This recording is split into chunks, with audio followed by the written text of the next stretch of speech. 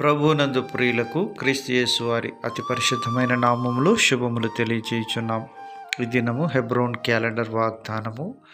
నేను నీ దేవుడనై ఉన్నాను, నేను నిన్ను బలపరుతును.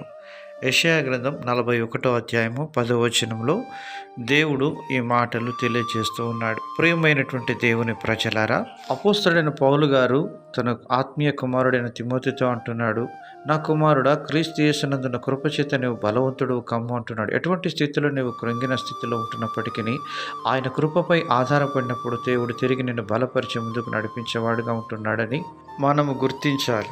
ఒకానొక దశలో మనము బలహీన స్థితిలోనికి తీసుకుని రాబడతాం. మొదటి రాజుల గ్రంథం 19వ అధ్యాయంలో ఏలియా దైవజనుడు యెజబేలు ద్వారా హెచ్చరించబడినప్పుడు తాను భయభ్రాంతులకు గురై బదరి వృక్షం కిందికి వెళ్ళి ఎంతో నిరుత్సాహ స్థితిలో ఉన్నప్పటికీ దేవుడు తనను విడిచిపెట్టక బలపరిచి జీవాహారం ఇచ్చి తనను బలపరిచి హోరేబు వరకు దేవుడు తిరిగి సమకూర్చి నడిపించి విజయం ఇచ్చినట్లుగా మనం చూడగలం. ప్రభువు నిన్ను నీతి మార్గంలో బలపరిచి నడిపించడానికి ఆయన శక్తిమంతుడుగా ఉంటున్నాడు.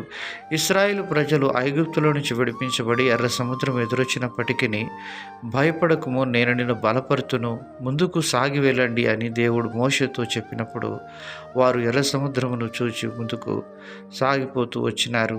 ఎర్ర సముద్రాన్ని 2 పాయలుగా చేస్తూ వచ్చినాడు.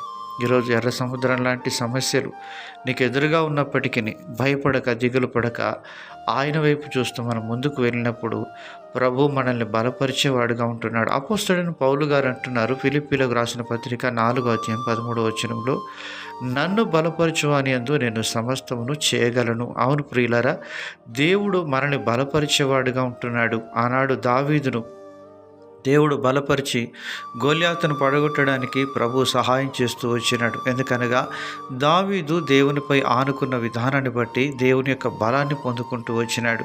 మన యొక్క ఆత్మీయ జీవితంలో ప్రభుపై మనం ఆనుకున్నప్పుడు, అనగా ఆయనతో సహవాసాన్ని, సాన్నిధ్యాన్ని, ప్రార్థనా జీవితాన్ని కలిగి ఉన్నప్పుడు మనం ఆత్మీయందు శక్తిని పొందుకొని అపవాది యొక్క తంత్రం ఎదిరించుటకు శక్తి గలవారముగా దేవుడు మనల్ని సిద్ధపరిచేవాడుగా ఉంటున్నాడు. ప్రియమైనటువంటి దేవుని ప్రజలారా, దావీదు సమస్తాన్ని కోల్పోయి చివరికి తన భార్య పిల్లలను కూడా పోగొట్టుకొని నిస్సహాయ స్థితిలో ఉన్నప్పటికీ మొదటి సమూయేలు గ్రంథం 30వ అధ్యాయంలో ఇక ఏడ్చుటకు శక్తి లేనంతగా దావీదు కృంగిపోయి నిరాశ నిస్పృహ స్థితిలో ఉంటున్నప్పటికీ దేవుని వైపు తిరిగినప్పుడు దేవుడు తనను బలపరిచి కోల్పోయిన తన ఆస్తిని అవత్తును చివరికి తన భార్య బిడ్డలను సమకూర్చుకుంటూ వచ్చినాడు. ప్రియమైనటువంటి దేవుని ప్రజలారా, నీవు నేను మనమందరం కూడా దావీదు వలె దేవుని వైపు తిరిగినప్పుడు దేవుడు తిరిగి నిన్ను బలపరిచి నిలబెట్టి ముందుకు నడిపించే నాయకుడిగా ఉంటున్నాడనే సత్యాన్ని మనం ఎన్నడూ కూడా మర్చిపోకూడదు. అలాగన ప్రభు మిమ్మల్ని దీవించునుగాక.